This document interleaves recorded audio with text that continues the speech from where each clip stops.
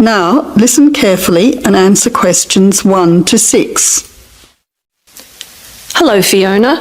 I haven't seen you for ages. Hi, Nancy. It must be 2 years, I think. Has it been that long? It seems like yesterday that we were regularly catching up with each other on Friday mornings at that cafe around the corner from you. Yes, I remember our chats at Cafe Bellissimo over a nice hot coffee and cake. Do you still work part-time or are you busier now? Well, actually, since I saw you last, I've had a baby girl who's with her grandmother at the moment, so I'm free to pay bills and do grocery shopping.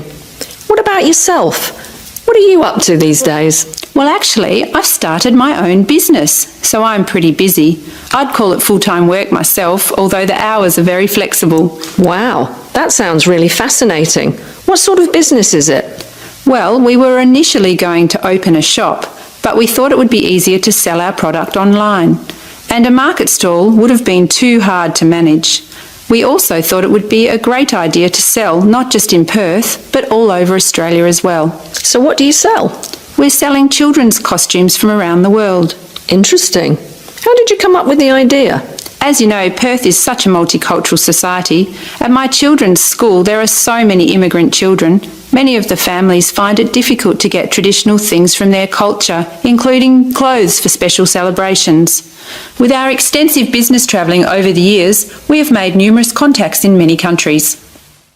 You now have some time to look at questions 7 to 10.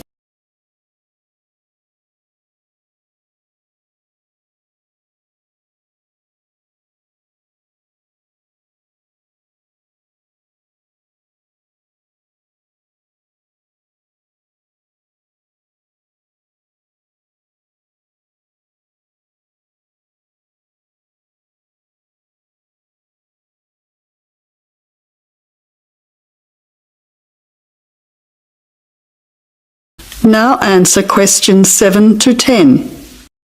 So how many countries' costumes do you sell? At the moment, I have a good range of countries. I have access to 10 from Africa and similarly from Asia with 10 nationalities. I have slightly more from the Americas with 13 and more again from Europe with 25. Unfortunately, I only have 6 for the Pacific region, but I'm expanding all the time. When do you find time to run your business? Well, that's the problem at the moment. I have so many things to organise, but I don't have enough time to do everything. Do you see an accountant or do you do your tax yourself? I get all of my receipts and expenses together, but then I go to an accountant who fills in my tax return as it takes me too much time. What about your website? You said that your company's growing all the time. Yes, it's true that my website continually needs to be updated, but it only takes me a short time each week to do it. So that is one area I can manage myself. Do you advertise your business anywhere? Where do your customers come from? It's interesting you should ask. Most of my business is word of mouth, but I do hand out a lot of business cards. I get them done by the local printer, although I must admit that they are rather plain. I need to add a little colour when I get time to redesign them in the future. Well, it's been great catching up with you and finding out all about your business. I'm very interested in looking at your website when I get home. Here's my business card so that you can email me for our next get-together. Don't bother about a babysitter next time. Bring your daughter with you, as I'd love to meet her. That sounds like a great idea. See you soon. Goodbye. That is the end of section 1. You now have half a minute to check your answers.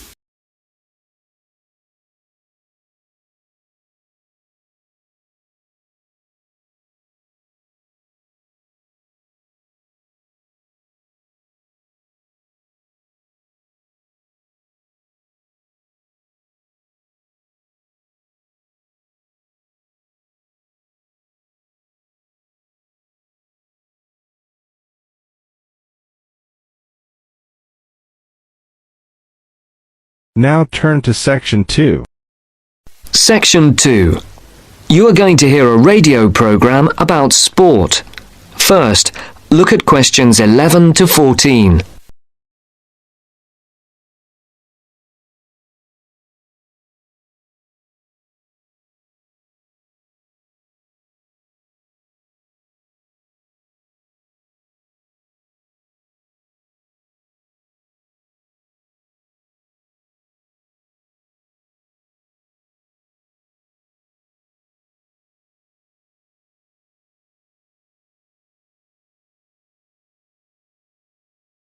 Listen carefully and answer questions 11 to 14. And now for our Mystery Personality of the Week and your chance to win one of our fabulous prizes. Last week's competition generated a huge response, and the first 5 answers pulled out of the bag will receive £100 worth of sports clothes vouchers. And if you didn't win last week, here's another chance. And this week's prize is even bigger. We're giving away 10 prizes of £250 worth of book, music and clothes vouchers to mark the first anniversary of the show on the air. So get your pens ready to take down the address details. Just write the name of the person you think is our mystery personality and send it to Mystery Drawer at the address Marcia will give you in just a second. The address will be repeated at the end of the show for those of you who didn't get it. And so it's over to Marcia, who will tell you a few tantalizing details about our mystery person this week. Thanks, Mike. Well, here goes. Our mystery person this week is a very well-known footballer who plays for a famous club and has also played for his national team. He is very talented and is enormously popular, especially for the part he played in a famous footballing victory. And 2 clues. He hasn't got a famous wife, and he speaks French. If you think you know who it is, then pop the answer on a postcard and send it to Mystery Drawer, P.O. Box 5110, London SE1 5LE. That's P.O. Box 5110. And please don't forget to write your name and address too. And now it's back to Mike. Before the broadcast continues, look at questions 15 to 20.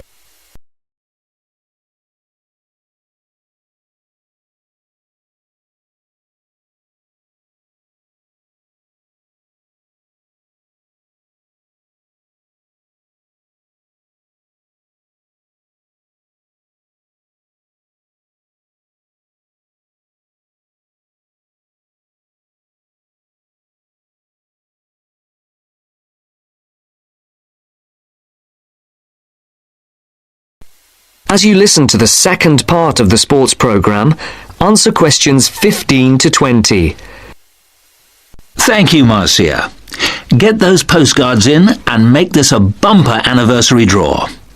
Now, if you remember, last week on the show, we talked to the organiser of a new group set up to help young people up to the age of 20 to get involved in activities like horse riding, tennis, scuba diving, cycling, or any form of sport which involves some kind of expense. John Tebbit, the organiser, rang us to say that the response to his appeal on the show was staggering. A large number of people, both young and old, have offered their services free as volunteers. The whole thing has been overwhelming. John said that they had also had numerous offers of help throughout the country to use facilities free of charge. As if that was not enough, they've received many donations, including several rather large gifts of more than £5,000. On behalf of John Tebbit, and also of those who will benefit from the generous gifts to the Trust, I would like to say thank you. This week, we're going to talk to a very unusual athlete indeed.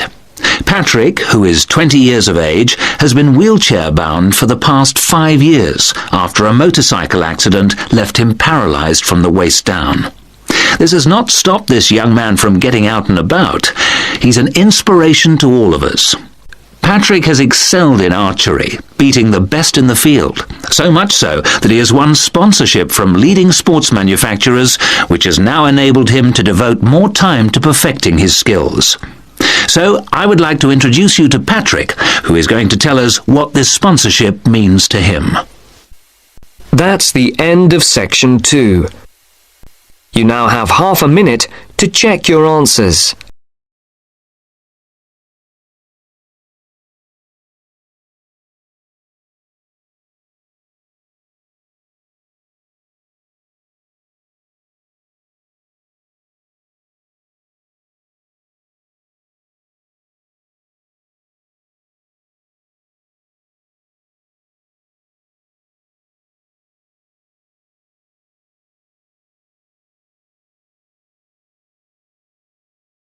Now turn to Section 3. Section 3. You will hear two students called Jimmy and Kathy talking to their tutor about the current research paper. First, you have some time to look at questions 21 to 25.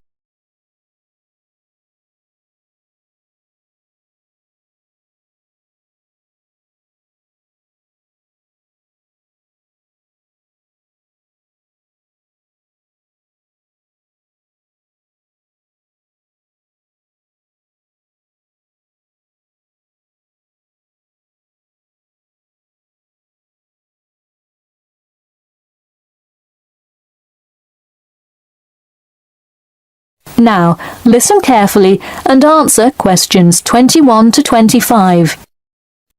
Before we start, Jimmy and Kathy, thanks for coming in today to talk about your current research paper. Well, I will also give you some suggestions for your future presentation later. That's great. Okay, I've read the introductory chapter, and so far I like where you're going with your research, you two. Thanks. What did you think of the procedure section? I haven't got there yet.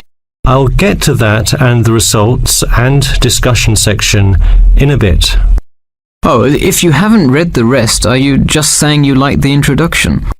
No, the layout is really well done. You have each section clearly marked and have the header and footer perfectly formatted. And your title page is right on the money. A lot of students have trouble with that one. To be honest, we did refer a lot to the example we received in class. That's good to do for spacing and layout, as long as you're not also copying the information. The background information is a little sparse though. You may want to add to it. You think so? I was more worried about whether I had enough data. You definitely need more background information. I would think about finding some more online articles or doing more research in the campus library. That's a good idea. We can go tomorrow. I find it too tough finding the subject matter in the online journal database. I also like being able to flip through the physical journal, as opposed to trying to scroll down on a computer. Me too. Oh, I almost forgot. I've included all of my citations in the abstract. But could you help me with the bibliography? I should be using a bibliography, right? Not an appendix. Sure, I can help with that. Yes, for this type of scientific research paper, list all sources that you cite in the body of your paper in a bibliography. Go to the website I gave you last time to see the exact way to list each source. Okay, thanks. I'll do that. We still have a lot of things to fix up. Yeah, but there's a lot of good stuff here to work with. So enough about the paper. How is the presentation going? Well, it's all right. I'm going to go try out the new presentation software while Jimmy's working on the bibliography. Yeah, we are hoping to make an animation of an actual pump, but still have a lot to learn about how to do that. Before you hear the rest of the talk, you have some time to look at questions 26 to 30.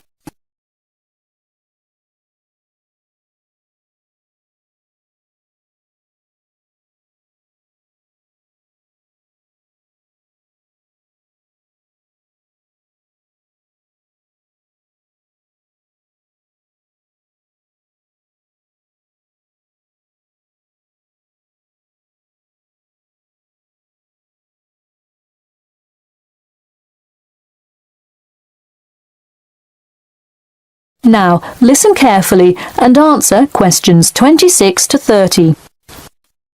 Who would have thought before we started this project that we would be able to recreate the motion of a pump? This stuff is just so interesting. So glad to hear it. Yeah, I am glad I took engineering this semester. I would definitely like to keep up with it. You know, there's an organization called the Machine Engineer Society. You should look into joining it.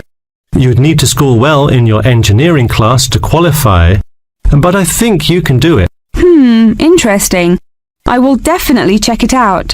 I would really like to get in contact with some professionals in the engineering field to find out more. I don't really know anyone in the field now, though. I think if you keep meeting people in your classes and professors, you'll be able to get in contact with some really helpful people. Well said, Jimmy. If engineering pumps is something you both are specifically interested in, make sure you stay up to date on new developments. In fact, you could visit the local water treatment facility periodically to see what new developments are going on. That may be a good way to get some practical experience. Well, I don't think they would let you handle any equipment by just visiting the facility. If you really want to get your hands dirty, so to speak, I would recommend instead seeking a summer internship. Wow, you have so many helpful suggestions for getting a leg up. Now, if only you could tell me how to get my work published. Wouldn't that be nice?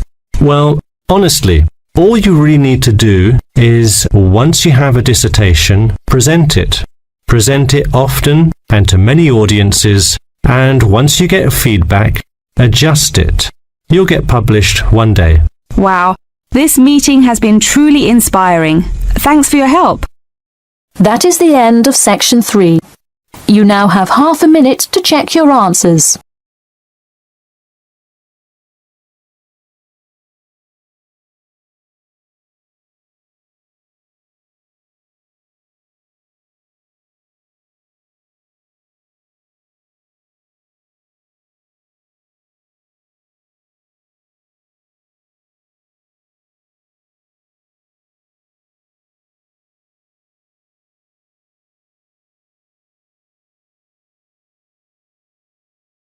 Now, turn to Section 4.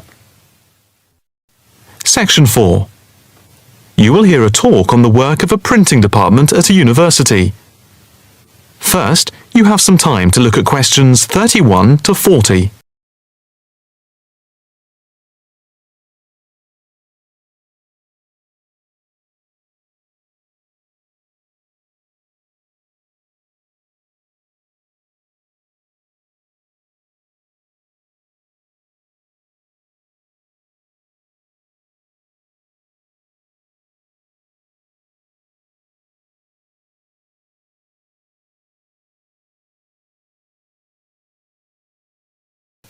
Now listen carefully and answer questions 31 to 40. I am here to give you a brief outline of the work of this new department. The Department of the Printed Word has a very short history, having been created just 10 years ago. Some statistics to start with. The first intake of undergraduate students consisted of 20 students, which rose to 37 in the second year. And we now have about 50 in the first year, doing a wide range of courses, full and part-time. We have a thriving research department, with 17 students on the taught MA course, and 7 students doing research full-time. In all, we have 9 full-time lecturers and 16 part-time lecturers who work mainly, but not exclusively, in our evening department. Of the total student body, approximately 21% are from outside the country, a number which has been increasing steadily over recent years. Although students from overseas have to reach a minimum level of competence in English before they follow a course at the university, some may require remedial help with their English. And we can offer help through the Student Support Services as part of the general assistance given to all students. For home students, both graduate and undergraduate, there are bursaries to help with travel and accommodation, for which I would advise you to contact Mrs. Riley at the end of this session. Increasingly, we are forging external links with organizations in the publishing world. And we have been very fortunate in that we have received money to sponsor not just various students within the department, but also technicians and lecturers. Each year we hold a series of lectures which are given by external speakers in the world of printing and the media. The series of workshops that you see around you have been built thanks to a very generous donation which has allowed us to develop our facilities for bookbinding and restoration. Now, the main work of the department relates to teaching the mechanism of printing, And as most printing is now so highly technological, all our students have to be computer literate. For those of you who are interested in taking a module in this department from another department, and who feel that you may not have the necessary computer skills, don't let the technology put you off. We have a number of specialist technicians who can support and deliver crash programs in the computing technology required. As long as you can switch on the computer, you are halfway there. We have what can only be called state-of-the-art facilities, especially for those wishing to move into the publishing world, working not just as printers, but also in editing, page design, layout, and bookbinding. With the extensive facilities we have for book restoration, some of our former students are now employed as expert book restorers and conservationists, skills which were once almost dying out. In the display you will notice samples of work on book cover design, and as well as having all the necessary computer programs for dealing with printing, we have some old printing presses. Despite being largely a modern department, we do have an increasing interest in research into the history of the printed word, ranging from early European to Chinese and Japanese printing techniques. We have in fact some very well-known experts on early printing in Europe in the 15th and 16th centuries. If this area appeals to you, you can talk to Dr. Fred Clare afterwards. From China, we're lucky to have as a visiting lecturer Dr. Yu, who is an authority on early Chinese manuscripts and printing machines. If you are thinking about doing a module with us, or you are interested in doing research after you have finished your first degree, the person to talk to is Professor Clarkson, who will be able to give you all the details. For postgraduate research, you should really be thinking about applying now, even though we are only in December, as the department now attracts large numbers of people, and we always have many applications for each research position. That is the end of section 4. You now have half a minute to check your answers.